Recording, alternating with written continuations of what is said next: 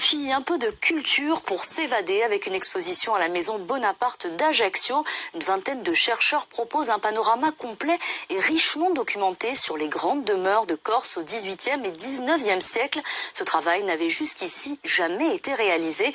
Caroline Ferrer et Stéphane Agostini. Des volumes immenses pour marquer le rang social.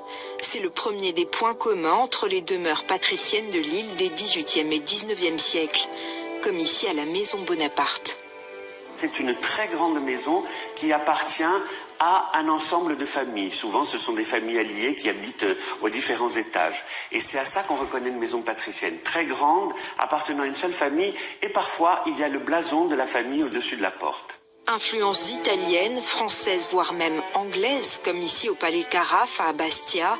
Pour la première fois, autour de Jean-Marc Olivesi, une vingtaine de chercheurs a tenté de recenser les caractéristiques de ces villas patriciennes.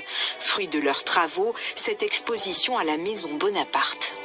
On apporte aux amateurs des renseignements inédits ou qui sont le fruit de beaucoup de réflexions. Et c'est une exposition qui pourrait avoir l'air d'être très érudite. Elle l'est, mais elle est pour le grand public.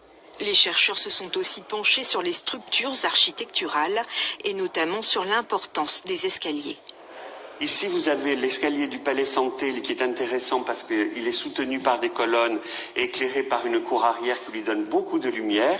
Ici, vous avez l'escalier du Palais Carafe qui est intéressant parce que c'est un escalier en X qui dessert plusieurs niveaux d'une manière très complexe et qui permet beaucoup d'itinéraires. Des maisons illustrées avec délicatesse par l'aquarelliste Pierre-Alexandre Soula.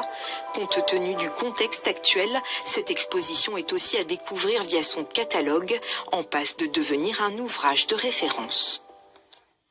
Voilà, c'était le journal de la rédaction. Avant de nous quitter, notez qu'exceptionnellement, votre